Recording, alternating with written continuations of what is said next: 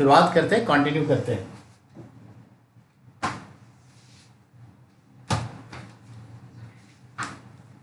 Break में तब तक मैंने आपके लिए फिर ग्लोब तैयार कर दिया है। अब इस पर एक बार नजर डाल दीजिए, ठीक है? एक बार नजर डाल दीजिए, फिर आपको समझा देता हूं। देखिए,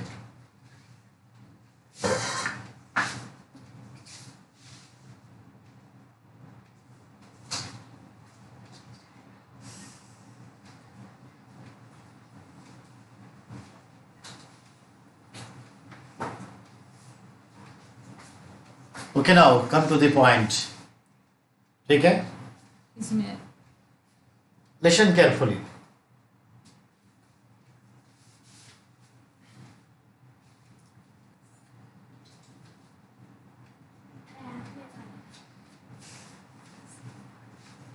हाँ, लिसन बेटा, ग्लोब बना दिया, नॉर्थ पोल साउथ पोल, ठीक है?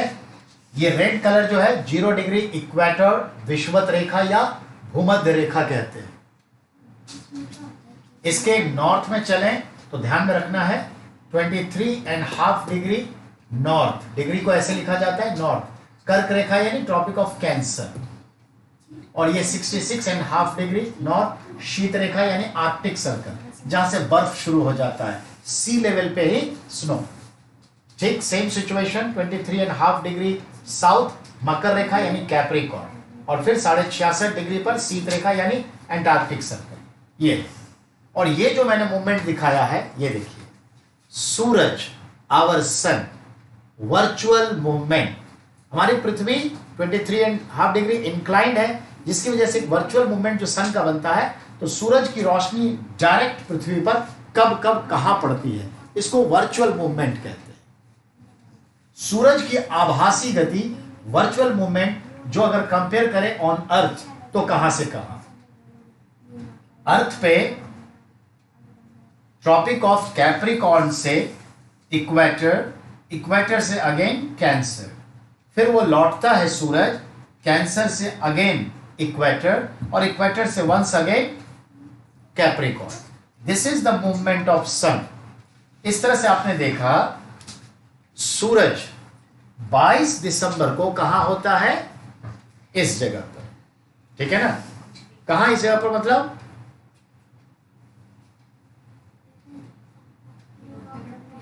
ठीक है, इस जगह पर मतलब कहां? ऑस्ट्रेलिया के पास, अगर आप ग्राफ में देखें तो। और 21 मार्च को, सॉरी 21 मार्च को इस जगह पे आ जाएगा, इक्वेटर पे, और 21 जून को भारत के ऊपर आ जाएगा। तो भारत कहां है ये तो आपको भी पता है। अगर हम नक्शे में देखें तो इस जगह पे ऑस्ट्रेलिया है, इस जगह पे इंडिया है। तो इंडिया एक्चुअली कहां है अगर देखा जाए तो इस जगह पे इंडिया है, जो हमारा आप सब जानते हैं।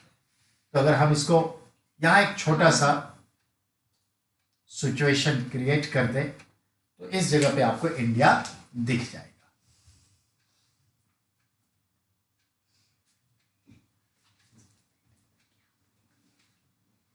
ठीक है, ये आपका इंडिया यहां पर, ऐसे आप समझ लीजिए। ठीक है, ये इंडिया है। ओके, अब आइए, बहुत छोटे छोटे सवाल हैं। सवाल ऐसे, गौर फरमाएंगे। The movement of sun, it's consider start from where? Your answer will be 22nd December and the position of sun on the Capricorn in south hemisphere. Point clear?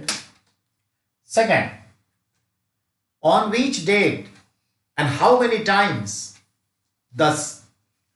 how many times the sun remain on the perpendicular, remain on the equator? 2 times, 21st March and returning time 23rd September.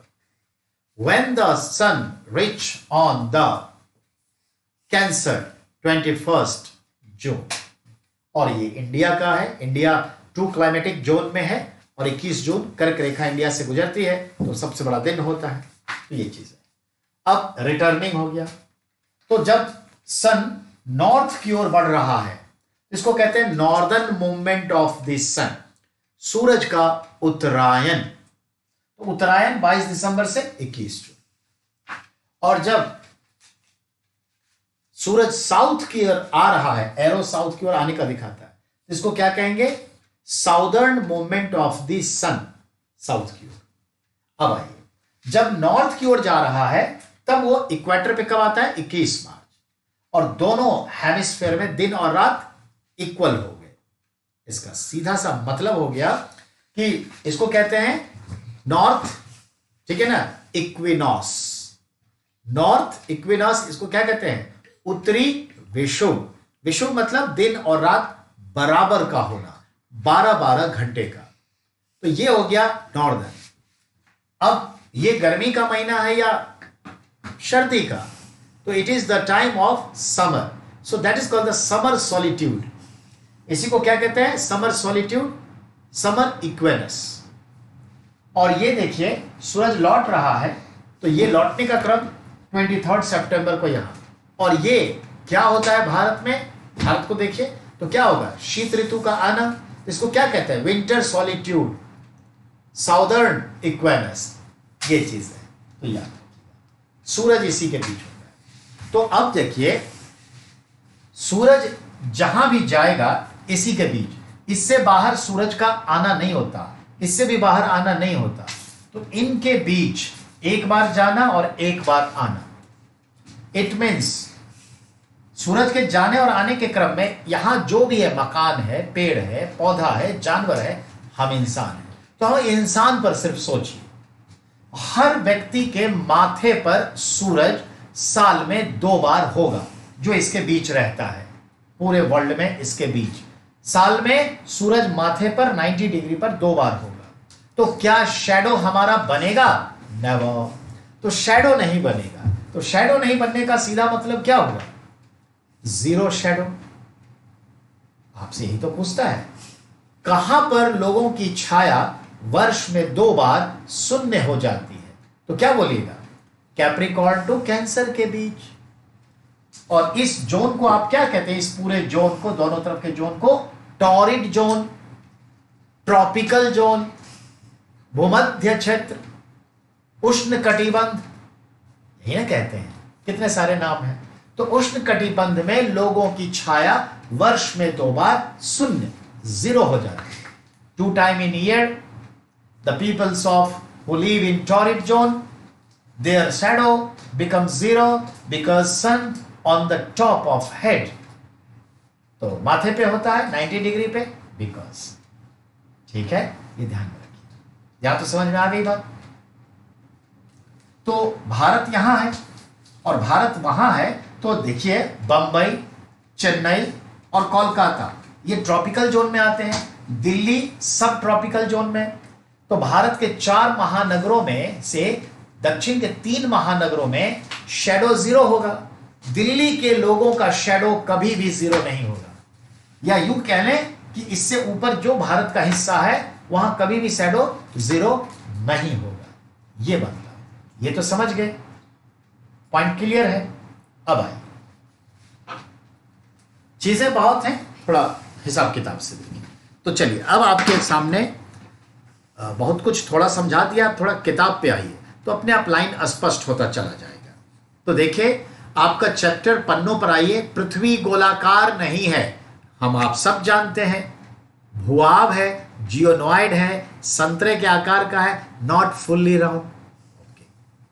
Globe पृथ्वी का लघु रूप, ये सब हो चुका था। अच्छा, तो आगे बढ़ते हैं। अब आइए पृथ्वी के ताप कटिबंध। हाँ, ये भी कल बताया था, फिर भी just listen 2 minutes. Page number 12 पे हम हैं। पृथ्वी के ताप कटिबंध यानी टेम्परेचर का जो जोन है, तो 3 जोन है, ठीक है ना। तो 3 जोन है, तो मैं यहां पे इसको जोन को याद दिलाता हूं।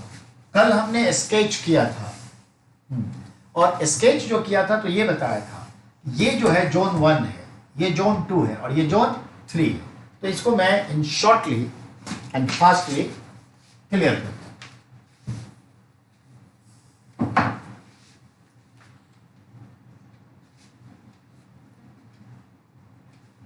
ये आपका जोन फर्स्ट,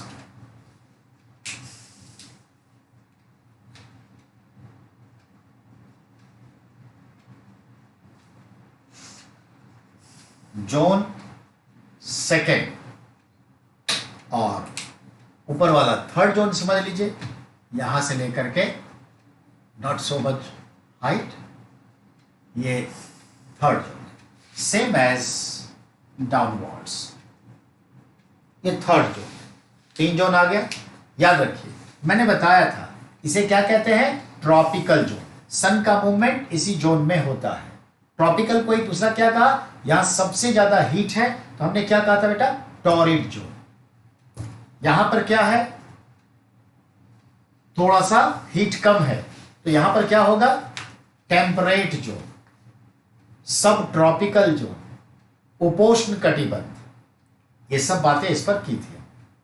फिर यहां आ जाइए शीत कटिबंध, क्योंकि इस लाइन के बाद सी लेवल ही पूरा बर्फ जमा होता है, फ्रीज्ड, तो फ्रीजिंग जोन है ये पूरा का पूरा, ये भी पूरा फ्रीजिंग जोन है।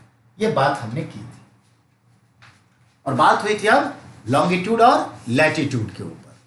तो लॉन्गिट्यूड और लैटिट्यूड, ये तो आपको मैंने अभी बताया कितने लैटिट्यूड्स होते हैं, कितने लॉन्गिट्यूड्स होते हैं, दोनों के बीच का डिस्टेंस क्या होता है, ये भी बात हो गई।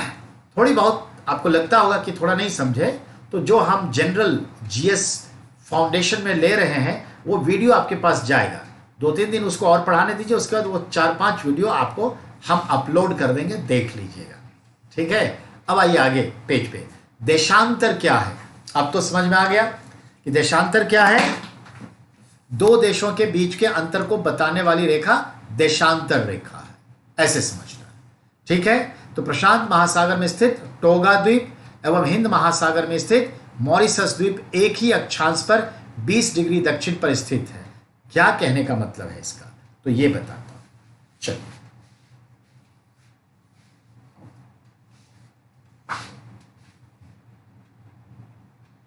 ये तो रहने दीजिए, बस मैं थोड़ा सा इस चीज को उठा देता हूं, और कोई भी चीज मिटाने की जरूरत नहीं है।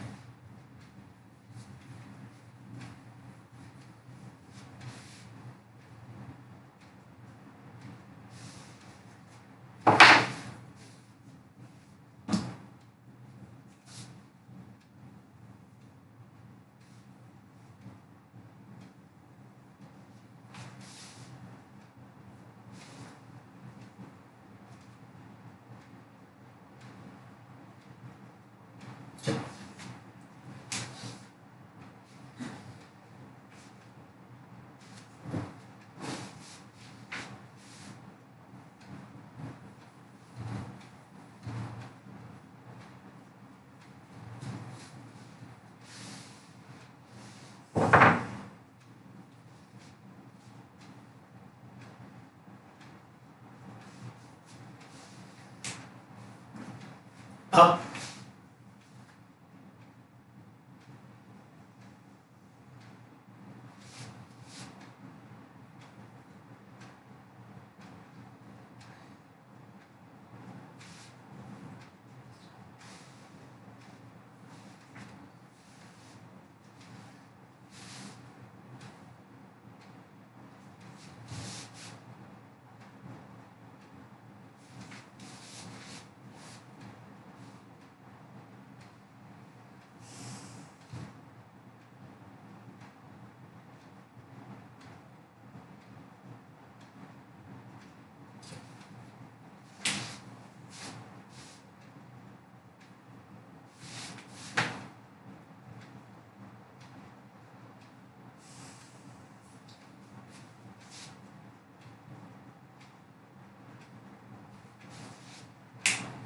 ध्यान देना है, ये जो सीधी रेखा है आप इसे क्या कह रहे हैं, 0 डिग्री देशांतर, ठीक है। और ये जो है 180 डिग्री देशांतर, 180 डिग्री देशांतर, ये ध्यान में रखिए।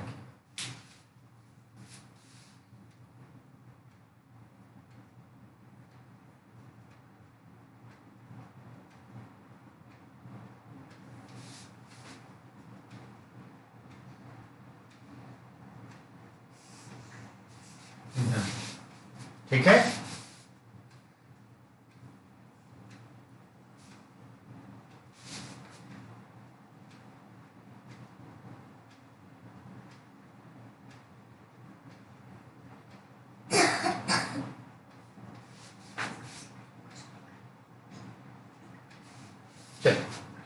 तो ये 180 है और ये 0 डिग्री है, ब्लैक वाला दोनों। ये आप देशांतर में आप गए और आपसे पूछ रहा है कि टोंगा और मॉरिशस दोनों जो है 20 डिग्री पे है। तो ये 0 डिग्री है, टोंगा ये कहां है और मॉरिशस ये कहां है? नहीं, तो टोंगा और मॉरिशस में फर्क। तो एक देख लेते हैं, ये आपका यहां से 0 डिग्री के शो किए जाते हैं। तो चलिए यहां से 20 डिग्री हम मान लेते हैं यहां, और एक कहां है? यहां। तो ये टोंगा है और ये क्या है? आपका मॉरिशस है। ऐसे समझ लीजिए, मॉरिशस।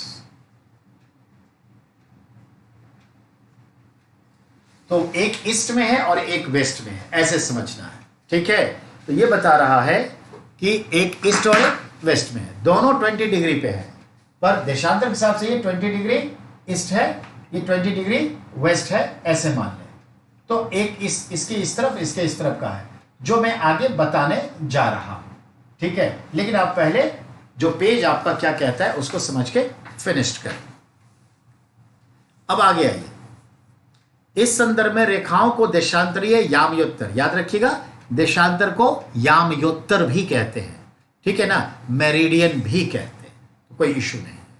तो हमने ये कहा कि उनके बीच की दूरी को देशांतर के अंशों में मापा जाता है, प्रत्येक अंश को मिनट में। तो देशांतर का, तो ये टाइम लाइन के बारे में बात कर रहा है और फिर एक डेट लाइन के बारे में बात करेगा। तो आज का जो समय कहता है उसमें टाइम लाइन अगर खींचेंगे तो दिक्कत हो सकती है, पर चलिए मैं कोशिश करता हूं इसको। अब बाकी जो इसमें छोटी छोटी चीजें हैं देख लीजिए। असम में धुबरी 26 पे और अक्षांश 90 पर पूर्वी देशांतर में है, उसको भी पहले टाइम लाइन से आपको ओके करते हैं। तो पहले टाइम लाइन,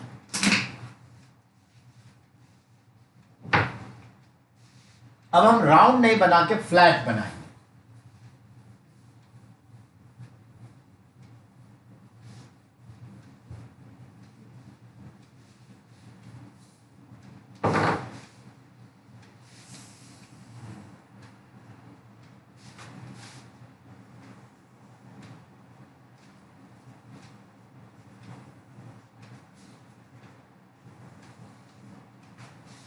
ये जो ब्लैक लाइन है इसको आप मान लीजिए वर्ल्ड मैप। ये ग्लोब है, आप ऐसे इसे ग्लोब मान लीजिए। अब ये सामने वाला जो है उंगली वो 0 डिग्री है और ये 90 डिग्री है। तो अगर हम ऐसे पलट देंगे तो 0 बीच में आ जाएगा और 90 ठीक है साइड में आ जाएगा। तो ये ध्यान रखें, तो 0 और 180 साइड में आ जाएगा। एक तो ये, तो जब हम ग्लोब को फ्लैट कर देते तो ये सिचुएशन आता है। तो चलिए इस सिचुएशन को टाइम के हिसाब से समझना है। ठीक है, अब आइए,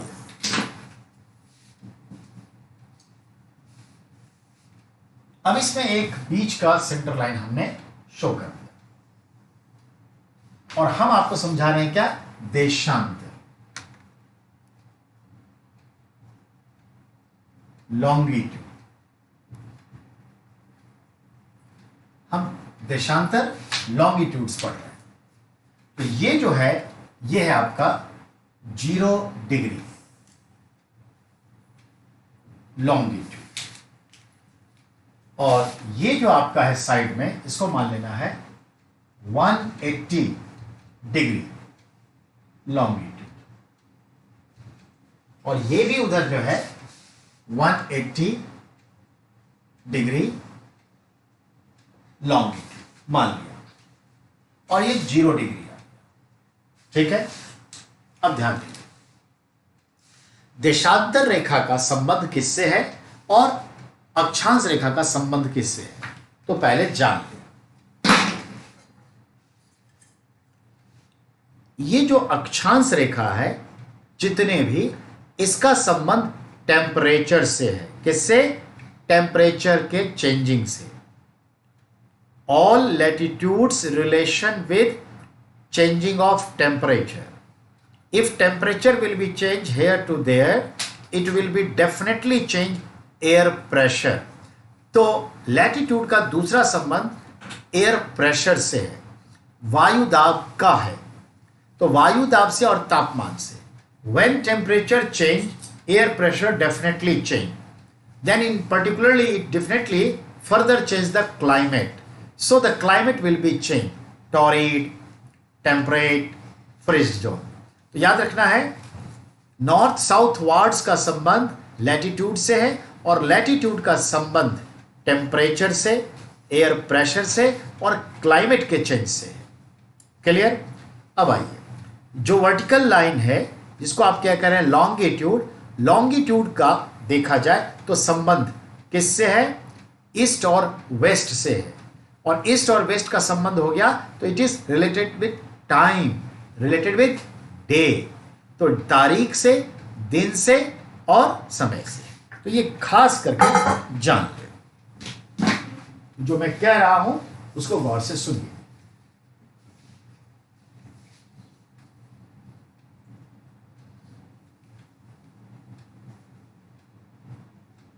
अक्षांश का संबंध किससे है?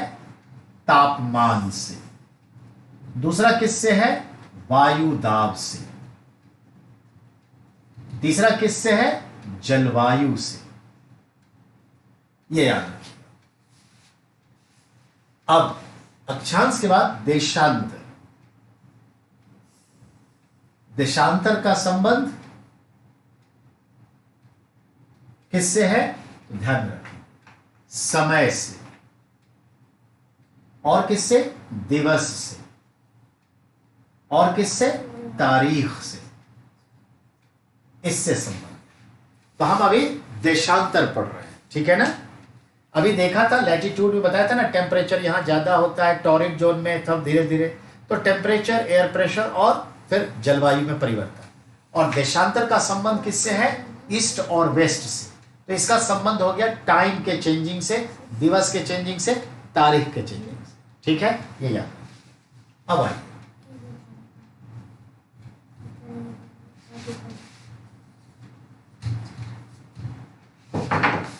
तो देशांतर टोटल कितने हैं ये तो आपको जानना है. तो टोटल जो देशांतर है वो 360 है. ठीक है, और याद रखिएगा दो देशांतर के बीच की दूरी क्या है? 111 किलोमीटर ऑन द इक्वेटर. और पोल पे जाके क्या होता है? जहां सब मर्ज हो जाते हैं, 0. ये पॉइंट क्लियर हो गया. अब सवाल है, हमारी जो पृथ्वी है,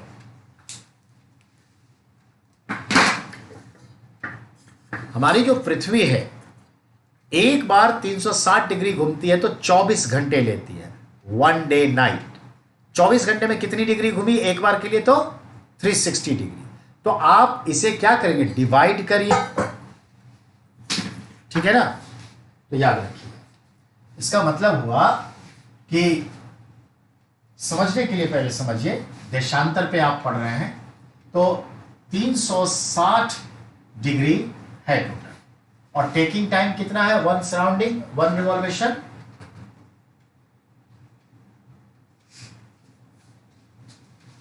(24 hours). 24 hours, ये ध्यान रखना. तो बेटा 360 डिग्री 1 रिवॉल्वेशन 24 hours. तो इसका मतलब डिवाइड करिए तो कितना आ गया 1 डिग्री पे? तो 1 डिग्री रिवॉल्वेशन टाइम कितना होगा? 4 मिनट्स. 1 डिग्री घूमने में कितना? 4 मिनट्स. ठीक है, याद रखिएगा. अब आ जाइए, 15 डिग्री घूमने में कितना लगेगा? तो 15 डिग्री है तो कितना लग जाएगा? 15 into 4 equal to 60 minutes, equal to 1 hour. 1 घंटा लग जाएगा. तो इसका मतलब ये हुआ. अब आ जाते हैं टाइम जोन. टाइम जोन मतलब समय रेखा. समय क्षेत्र।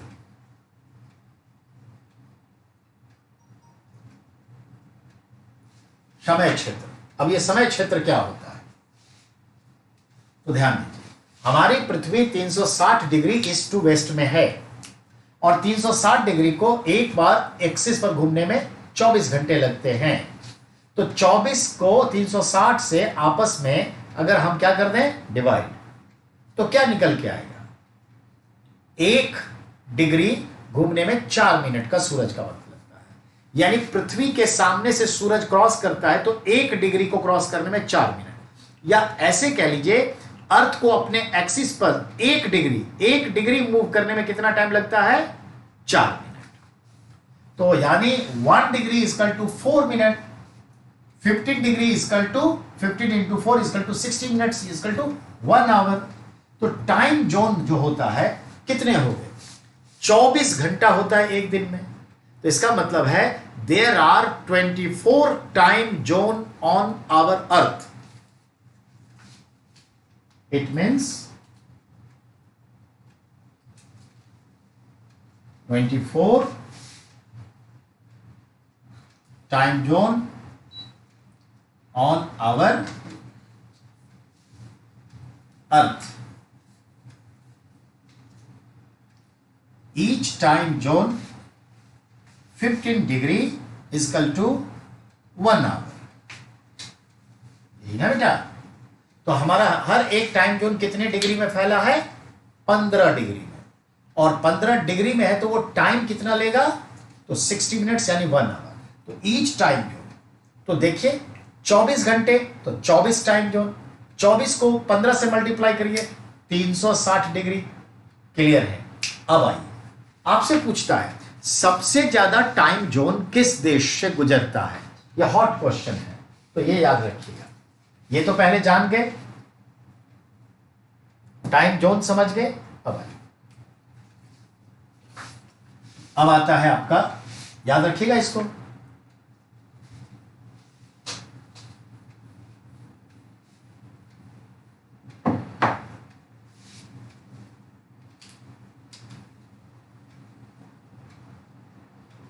मैक्सिमम टाइम जोन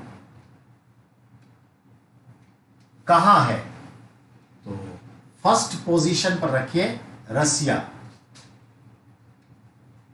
और रसिया में कितने टाइम जोन है, 11 टाइम जोन।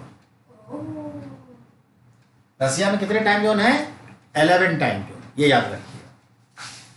एग्जाम्पल एक उठाते हैं रसिया का, तो रसिया का नक्शे को आप देखिए,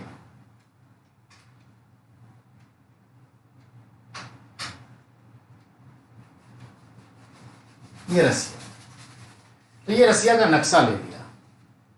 अब इसके टाइम जोन को हमको दिखाना है तो हम ऐसे 11 टाइम जोन बनाएंगे, 1 2 3 4 5 6 7 8 9 10 11, ठीक है, 11 टाइम जोन।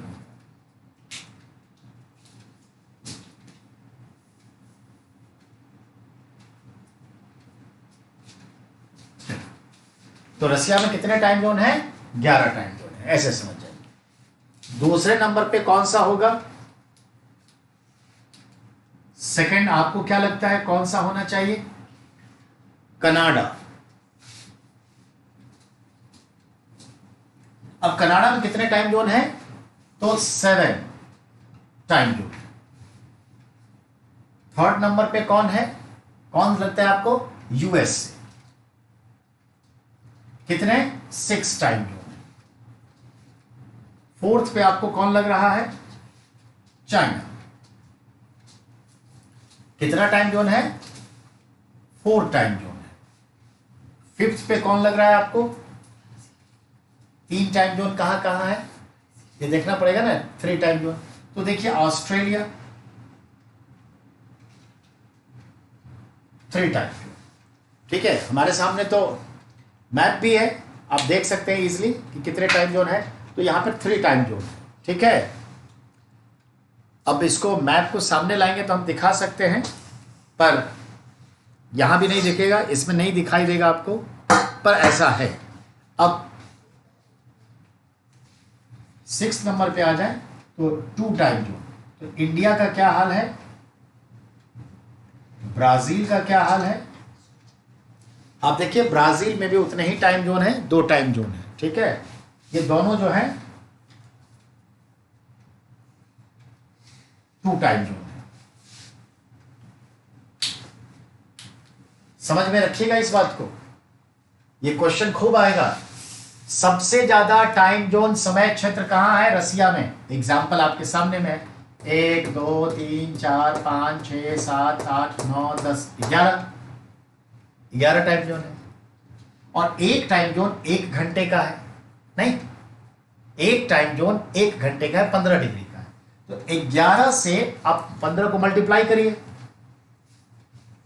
अगर हम इस 11 इंटू 15 करते हैं तो 165 डिग्री होता है। यानी रसिया वो राक्षस जैसा है जो 165 डिग्री ईस्ट टू वेस्ट में फैला हुआ है। इसका यह मतलब हुआ कि ये जो रसिया है पूरा का पूरा ईस्ट हेमिस्फेयर में पूरा का पूरा फैला हुआ है। पूरी पृथ्वी 360 डिग्री, उसका आधा होता है 180 डिग्री, 165, इसके बाद कालिनग्राद वगैरह सब अगर लगा दें तो वो ये 174 डिग्री तक फैला हुआ है। एक्चुअल में आधे हेमिस्फेयर पे रसिया है। तो रसिया हाफ हेमिस्फेयर कवर करता है, नियर अबाउट ईस्टर्न हेमिस्फेयर को कवर करता है, ये याद रखिएगा। 165 डिग्री प्लस है इसका, इट मींस 11 जोन है, लेकिन समय के हिसाब से उसने 4 जोन बनाए हैं। इसको कहते हैं आप क्या, natural time zone, natural time zone. पर इसने अपनी घड़ी को 4 टाइम जोन में रखा है। तो 4 टाइम जोन, वैसे ये नेचुरल 11 जोन। ये जो देश ईस्ट और वेस्ट के डायरेक्शन में सबसे ज्यादा स्प्रेडेड होगा, फैला हुआ होगा, वहां उतना ज्यादा टाइम जोन होगा। बहुत सिंपल थे, उतना टाइम जोन होगा। तो ये है आपका इंडिया में 2।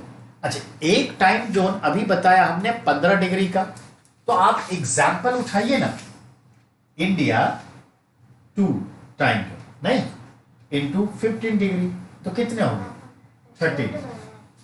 अब आपके सामने में है इंडिया का उदाहरण। इंडिया में 2 टाइम जोन है, 15 डिग्री का एक टाइम जोन है, तो 15 इंटू 30।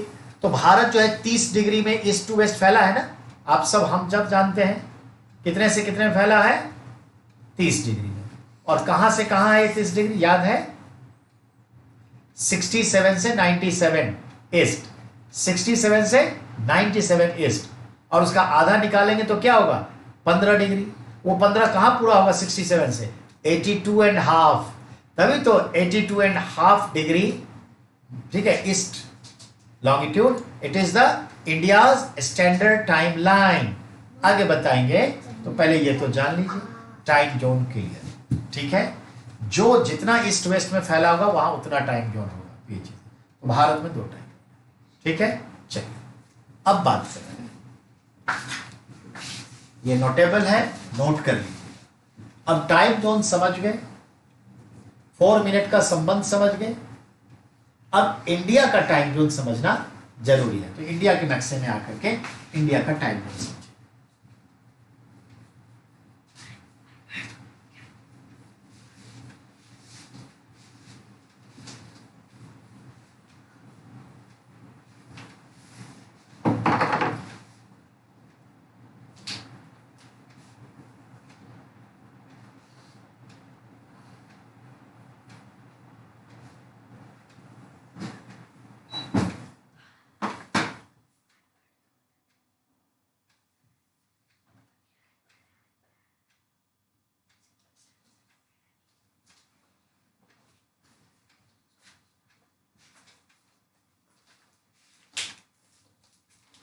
इंडिया आपका इस जगह पर है,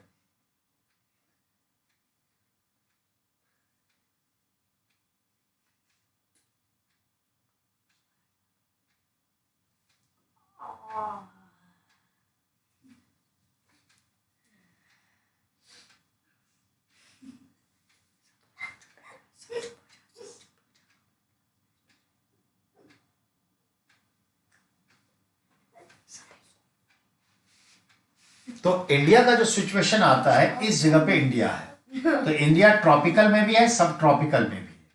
कैंसर जो है यहां से गुजरता है, और इस तरह से अगर देखें हम तो इंडिया कौन से हेमिस्फीयर में है? नॉर्थ में।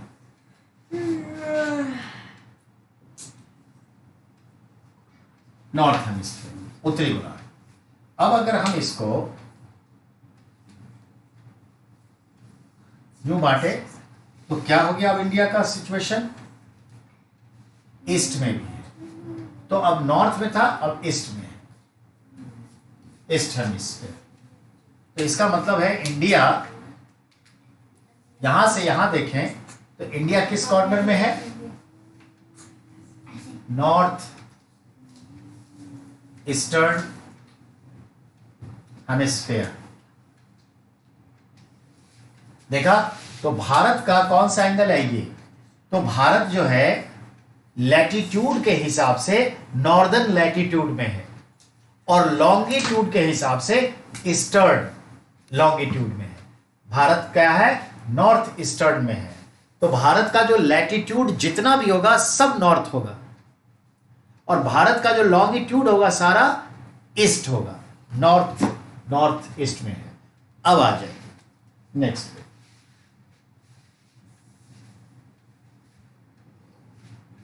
तो भारत का सिस्टम आप समझ गए कि कहां है।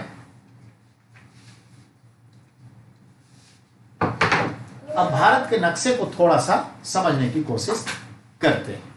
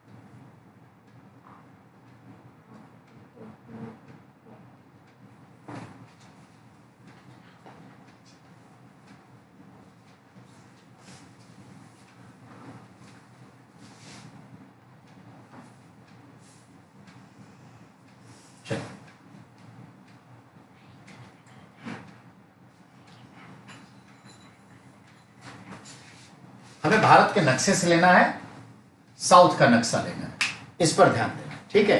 तो ऊपर की ओर नहीं ध्यान देना, नीचे की ओर। तो आइए, भारत का जो एक्सट्रीम, ये तो मालूम है वेस्ट है, और ये मालूम है आपको ईस्ट है, ये मालूम है नॉर्थ, और ये साउथ। तो भारत का जो मोस्ट वेस्टर्न पार्ट है वो क्या है? गुजरात में। और भारत का जो मोस्ट ईस्टर्न पार्ट है वो क्या है? अरुणाचल प्रदेश, ठीक है ना। ये अरुणाचल प्रदेश है, और ये आपका गुजरात, तो मोस्ट ईस्टर्न। अगर हम लॉन्गिट्यूड में देखें तो यहां लॉन्गिट्यूड क्या चल रहा है देखा जाए तो 67 डिग्री ईस्ट लॉन्गिट्यूड, और वो क्या हो जाएगा 97 डिग्री ईस्ट लॉन्गिट्यूड। तो देखिए तो 67 से 97 लास्ट ईस्ट में और वेस्ट में, तो 67 77 87 97 हो गया ना 30। तो इंडिया जो है वेस्ट टू ईस्ट 30 डिग्री है, ये ध्यान में रखिएगा 30 डिग्री। और ये जो है हमारा, ये कितने से है 7.4 से लेकर के 37, तो याद रखिए ये भी 30 डिग्री है। तो ये लैटिट्यूड है, ये लॉन्गिट्यूड है। अब आइए 67 और 97 का बीच क्या निकालेंगे? 67 97 का बीच क्या होगा? 15 डिग्री। 30 का आधा 15 डिग्री। लेकिन वो कहाँ जाएगा? तो 67 में 15 प्लस करिए, 82.5 आएगा। तो अगर हम इसे देखने की कोशिश करें तो ये क्या आएगा? 82.5। तो ये जो है आपका 82.5 डिग्री ईस्ट लॉन्गिट्यूड। ये क्या है? इंडिया का स्टैंडर्ड टाइम लाइन, इसको कहते हैं IST, Indian standard time line, Bharat का मानक समय रेखा, यही कहते हैं ना। ये है आपका भारत का मानक समय रेखा, यही है। अब पूछता है कि ये भारत का मानक समय रेखा कहां से गुजरता है? तो आपने नैनी पढ़ा होगा पहले, आजकल मिर्जापुर देता है। तो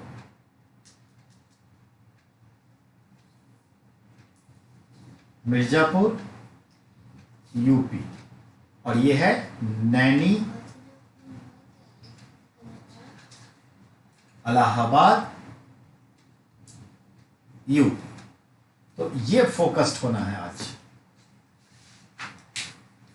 समझ में आ गई बात? एंडिंग के सिचुएशन में हम हैं, तो ध्यान दें।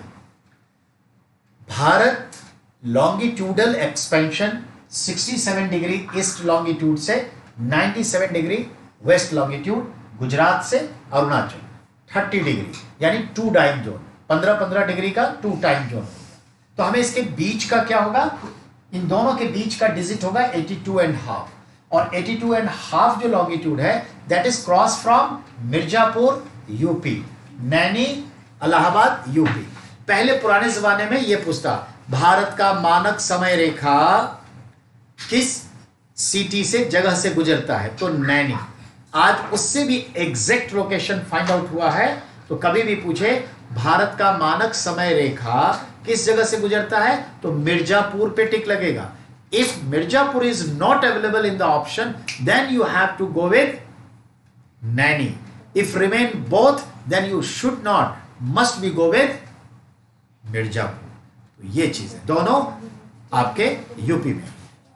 तो ये मानक समय है, ये ध्यान में रख लिया। कल की जो बात होगी कुछ और होगी। ये आपका काफी एडिशनल चल रहा है एनसीईआरटी से, तो घबराइएगा मत, एडिशनल पढ़ लीजिए, कोई हर्ज नहीं है, क्योंकि उसका ये सारे यूं सॉर्ट आउट हो जाएंगे। देशांतर क्या है वगैरह क्या है। तो अभी हम टाइम के बारे में बात करें, कल हम टाइम का बताएंगे। कल तो नहीं, मंडे को, सॉरी वो थर्सडे फ्राइडे को टाइम और डेट का चेंजेस सब बता देंगे। उसके बाद कोई भी ये सब जो छठी क्लास की चीज है ना, सब यूं टिक लगा दीजिएगा, सब क्लियर हो जाएगा। ठीक है, आज के लिए इतना ही। बहुत बहुत आप लोगों को धन्यवाद। Thank you very much. We will meet now Monday.